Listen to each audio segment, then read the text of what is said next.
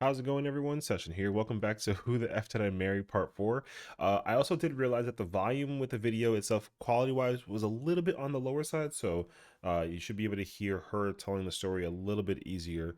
To recap kind of what the first three parts were overall so far, she met her ex-husband as of March 4th. 3 days later, they go on a date. They go to Cheesecake Factory. On her way to the Cheesecake Factory, her tire blows out. He finds out where she is via a pin, helps her out, pays for the cost of the tire, and replaces it. They go on a Cheesecake Factory. Date's really good. They both set their intentions about what they want in life, basically, and they both agree that they want both to have a house, marriage, and kids. And so they also started to, within a month of dating ish, more so, started looking for a house together because this is during quarantine, early 2020. So she has a larger house, 3 bed 2 bath, and he has a studio apartment. And so he was willing to quarantine with her and have her live in a larger house, and started looking for a house together. He also has proclaimed that he has a lot of different bank accounts with money and whatnot, and also has like a loan for $750,000 that they're also willing to put into the house as well. And so they found a house in, I think it's Douglasville, where it was like $400,000. And so the issue and first red flag I think so far was that he talked to the realtor about getting the offer put on the house, but then the realtor called Tessa back and then actually was waiting for an offer to be sent because he sent the offer to a different person, apparently a different realtor. And then when they both searched the website to confirm that it was under contract, there apparently was already an offer put for the house into the contract. So it seemed like it was a weird transaction and conversation moment between the realtor agent, her, and him. So let's go. Part 4. All right, part 4. So we go to Home Depot, we go to Lowe's. I'm choosing all these appliances. He's taking pictures of the SKU number. We had representatives helping us, and he basically explained to them, hey, we're buying a house. We should be closing sometime in June. Can we order this stuff now? Can I put a hold on it? Like, what can we do? Because we're not ready for delivery. I stood there as the Home Depot rep said, we can hold it in our warehouse. Like, you can buy something and we can hold it. People do it all the time, especially with COVID. So I watched him pay. I want to say it was about it was either $350 or $500. I watched him pay a deposit on a whole new set of appliances for them, and they were going to hold it until we were ready for delivery. I watched this. So I was like, okay, good deal. Like, we got the appliances. Next, let's go to Rooms to Go and Ashley Furniture and find actual furniture. So we went all around Rooms to Go. We went to Ashley Furniture. We went to American Signature. Sorry, it's very important to keep in mind that she literally said that she watched the transaction, because I think that there's always this idea that he's doing things kind of behind her back, but the scarier part is that he's kind of sort of not, though. He is doing things actually with intent, and also she's visually aware that the transaction is taking into place. So I think it's important to keep in mind that she's also saying that, like, he's doing things that are also in front of her, so she can actually visually see in confirmation that he's not like BSing her, despite the fact that, right, the whole thing's like a lie to a degree. Just, yeah. And I saw all these things that I wanted. Again, he's taking pictures of it. He was like, I can go online and order it. I didn't think anything of it because, again, I just saw that we held the appliances. So I was like, okay, that's fine. So April turns into May. May 2020 comes. This is where things start to get a little interesting. May comes, and obviously we had not done inspection. And I'm asking him all the time, what's the deal with the house? He was like, oh, because of COVID, they're trying to get someone to do the inspection, but the guy that they had, it was always something. The guy they had caught COVID, so they're going to have to get somebody else, and he's like 15 houses backed up, so it'll be a while. So at this point in May, I know I look crazy. In this point in May of 2020, I started recording audio diaries. I don't know why. What? Oh no, she started recording conversations with him. That's how you know that there's already a problem with that, right? Because like she's already been concerned since the day that they started looking for a house together, that she's been kind of catching a vibe out of him that doesn't really sit well with her. The fact that she started doing this is actually really scary because like it's hard for her to believe it. Okay. What? Okay. It was something just made me just start recording my thoughts in an audio diary, and I still have them, and I would save them by the date, and I would just start talking about what's on my mind. So I was like, I knew there was something was nagging me, like but I kept pushing it out of my mind. I was like, you saw, this is what I reminded myself. You saw him pay for the appliances. You know the house is under contract. You know that he told you that he's the one who put the house under contract. Why would, like, I remember saying to myself, why would he lie about that? This is so easy to verify. Why would he lie about that? Have you caught him in any other lie? And at the time, the answer was no. So I really was like, maybe you just aren't used to a guy who actually does what he's supposed to do. Like I was questioning myself and then answering my own questions. So I get that, yeah. Inspection didn't happen. Huh. Around mid-May, I found out I was pregnant. May 2020. Wait, when I found out I was pregnant, he was ecstatic, and I was like, oh shit. The reason why I was oh shit is because, number one, I'm plus size. Number two, because of my age, I felt like it was probably going to be a high-risk pregnancy. And I wasn't married.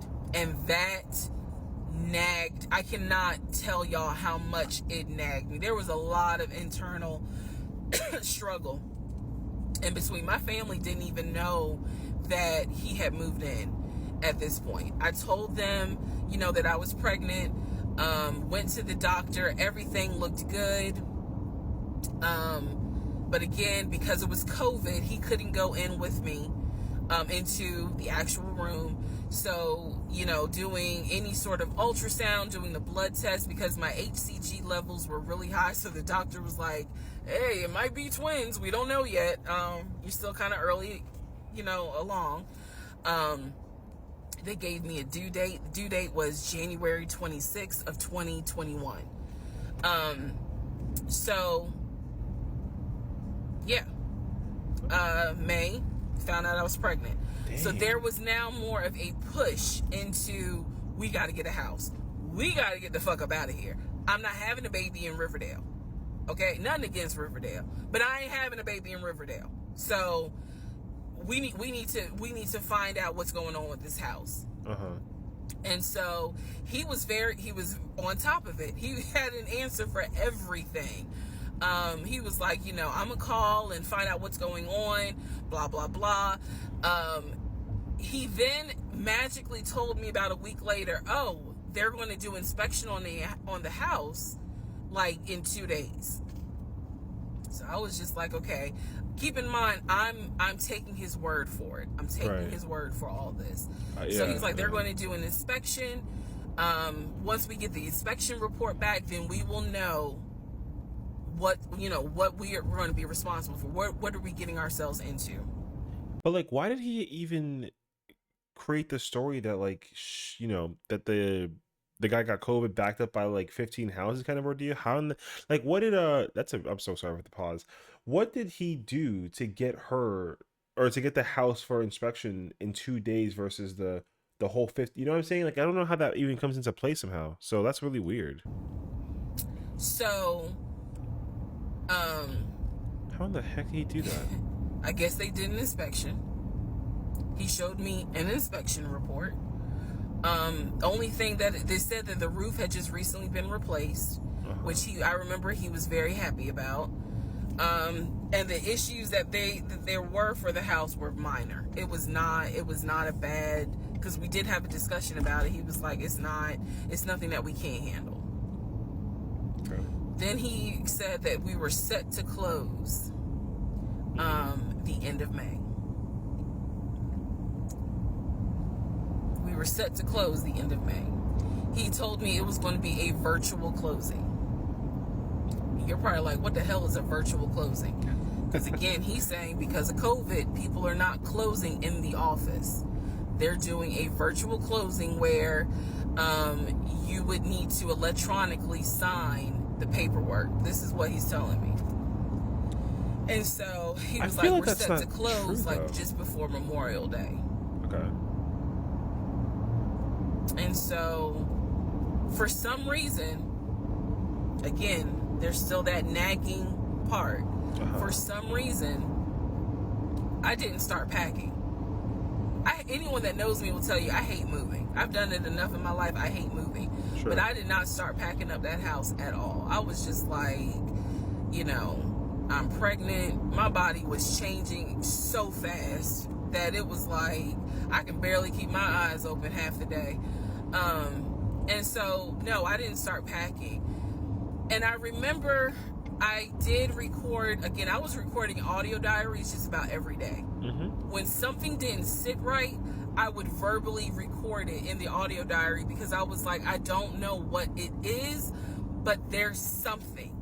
Yeah. That was the theme of our relationship. I don't know what it is, but I know there's something. And so I remember talking to myself in my little prayer closet, because that's where I would do my recordings. And I remember thinking, what if we don't get this house? Like, what if he's lying? But again, there goes that thought process of, why would he lie about this? Like, who makes up that they're buying a house when in fact they're not? And then he's showing you all this paperwork. Like, come on, you can't be that jaded that you don't even believe what's in front of you. All right? So now we're going to go into part 5. Interesting. I mean, I don't blame her at all, of course, because like the red flag still about the whole like realtor agent switch was weird. But even on top of that too, the fact that he came up with like the excuse of the house backup thing with the agent swapping, and then all of a sudden now there's an inspection later on happening. It's like I don't even know, like obviously communication is key in any relationship whatsoever, and he's at least communicating. But I think the problem is that the communication, like the points and the story isn't exactly adding up in terms of the order of operations with the story in mind in a way. So like I think it's also worse though that he actually has physical evidence that showcases it. She's not like naive or anything for trusting it, because the problem is not that it's just a word of mouth thing. It's like there's actual progress being made towards the closing of this house and documentation confirming the closing and the inspection process. Like he actually had an inspection report. But again, it'd be so weird if like it was a fake report, because one thing that she hasn't even talked about yet though is like all this is being done online, right?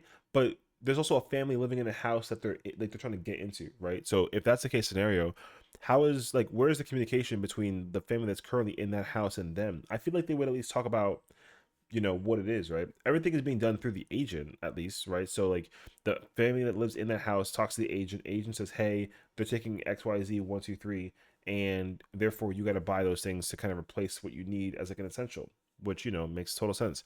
But that, like, they've all that communication and evidence is obviously important to showcase across the board, right? But like, how in the world is this stuff missing in, or no, rather, it's not even missing. It's like, how is this stuff actually here being presented, but then the evidence doesn't seem like it's officially correct, right?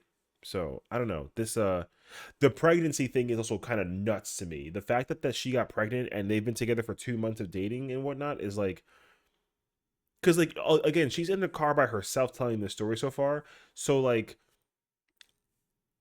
I don't know what's gonna happen with the whole pregnant thing, right? But the fact that she even just confirmed that is like mind blowing. So, part 5 coming very soon. Take care.